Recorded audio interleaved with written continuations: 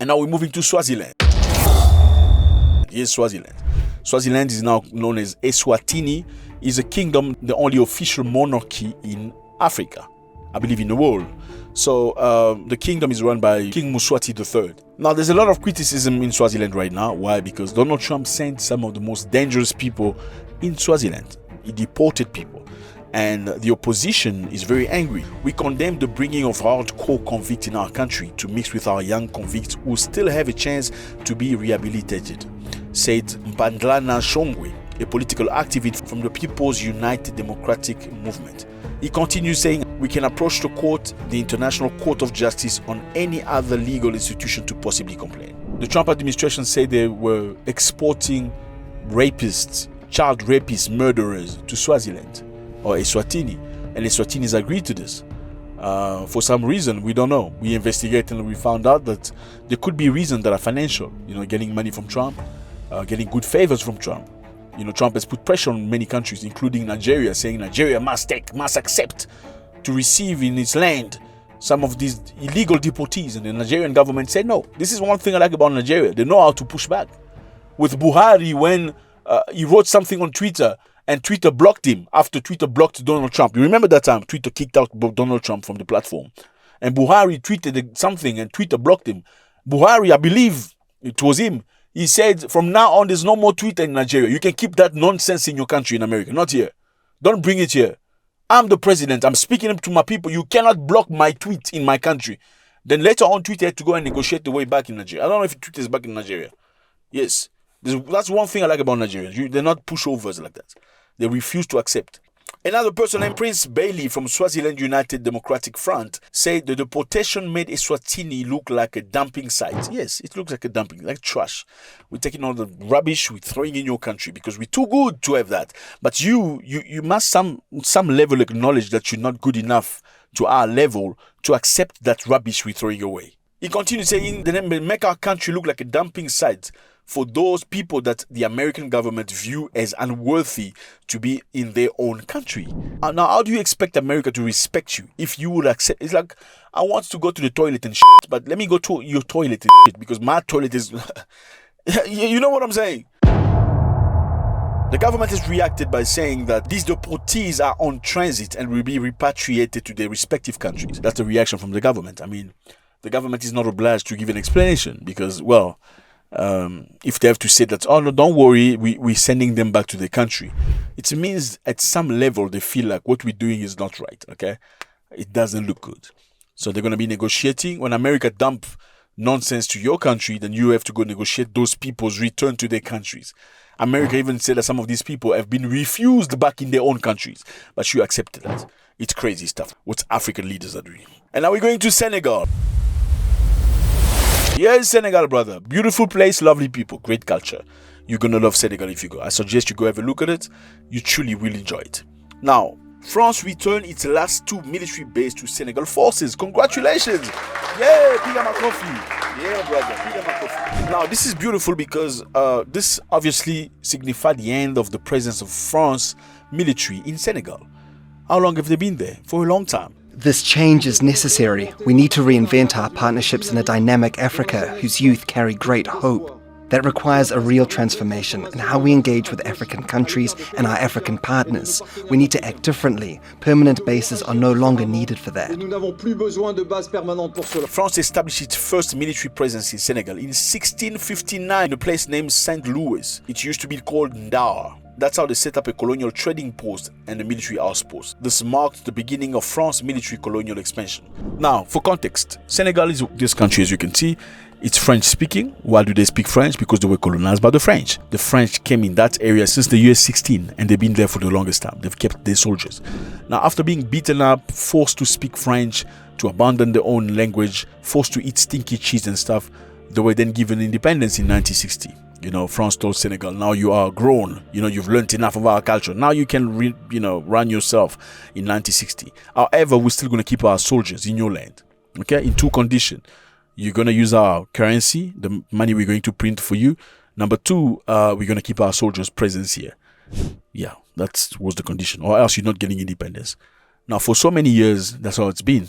In all these countries you see here, all these French-speaking countries, have had for many years a French soldier stationed there, working from there.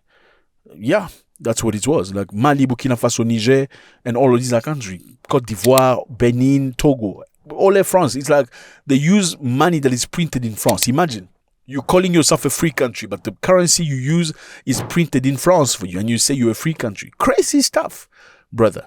Now, 2 years ago, Mali, Burkina Faso, and Niger decided to kick out the French soldiers of the country. They say, you need to leave now. Okay, we are grown. We can take care of ourselves. Thank you very much for the service. Thank you for teaching us to speak French. Thank you for the stinky cheese and all that, but thank you. Okay, now we're going to embrace back our Africanism. French trying to be funny, but eventually they left. And later on, Senegal said through the president that the French have to leave the country. Senegal President Bassirou Diomaye Faye officially called the withdrawal of French military base in November 2024. He stated that France should close its military base in Senegal, arguing that such bases were incompatible with national sovereignty. I mean, you can't have people in your house while you're grown. I mean, it doesn't make sense. It doesn't make sense. It makes no sense. And the French felt triggered by that. They were angry. On March 7, 2025, France began the withdrawal process by handing back several military installations in Dakar, notably the Marshal Saint-Exupéry neighborhood. On July 1st, 2025, the communication center in Rufisque is handed over to the Senegalese. A communication center by the French, my brother. Communication center. France people have a communication center in Senegal. What does this mean? This communication center is to listen to phone calls between boats. You see the map, you see the sea, boats speaking with other boats, boats speaking to the land, country speaking to the next country, and also listening to terrorists in Burkina Faso. Now you tell me, if they're listening to boat and land, terrorists, are you telling me they're not listening to government? This is espionage. Now imagine another country has legally an espionage spot in your country. Crazy stuff. They know everything the president talk about. I mean, think about this. African presidents still use cell phones that are created in Europe and the West, with the softwares and operating system created by the West. And you're telling me they cannot listen to your calls?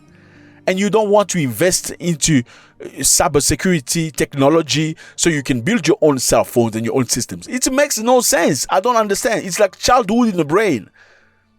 Well, eventually, France has decided finally on July 17th to hand over the last base to Senegal. Is this good news or not? Congratulations to that. It's a beautiful thing. Well, France and Senegal have a very long story. Matter of fact, during World War II, Senegal sent some of his soldiers in France to go and fight. They were called the tirailleurs sénégalais. It wasn't just Senegalese people. Okay, they recruited many people from all these French colonies. Gabon, Benin, Togo, Senegal, and many other places. They went to France to fight for France when France was being beat up bad by the Germans. You can see the pictures. These people were called tirailleurs sénégalais. They went and fought for France valiantly. Obviously, France gave them promises saying, listen, if you fight and win for us, what's going to happen is we're going to give you French citizenships. Okay, we're going to give you insurances. You're going to get a salary. Your life are going to change. You're going to be one of us. Now, unfortunately, very quickly, when they went to war, what happened was, it was winter. It was very difficult. And during winter, some people say that the tirailleurs sénégalais were barefoot. They had no shoes in their feet. So some accounts say it's because the tirailleurs sénégalais said they don't want to wear shoes.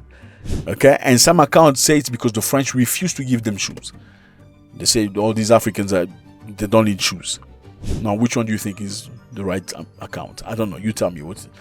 Now, the most important thing is they fought the war and they won. They were very, very strong. But when time came to enter Paris, which is the capital of France, even though the Senegalese tirailleurs, these African people, these black people, won the war, they were pushing the Germans back. The general at the time of France, General de Gaulle, made sure that all the soldiers of France, when they were marching into Paris, reclaiming it, when people were clapping their hand for them to say the France soldiers have recuperated Paris, he made sure that the soldiers, all of them were all white. He removed the black people. Yeah. Black people won that war, but he removed all of them so that it doesn't change something into the mind of the French person saying black people came to save us. And guess what? After the end of the war, those people were supposed to be paid. They didn't get paid. You know what he said to them? Okay, you guys need to come. They took some of them back to Senegal, and they put them in a line and they shot them. Yes, they shot those people who fought war for them. That is the history of Africa and France. And then Emmanuel Macron says, I don't understand why you're bringing up an anti-French sentiment. I mean, just look to history. You're going to see where the anti-French, I mean, come on, man. That's what it is, fellas. Eswatini, which is this country right here. It's called Swaziland interchangeably. There's a big fight over there because they accepted criminals coming from America. They say they're not a dumpster for Trump. And Senegalese have recuperated all their military site from France. God bless.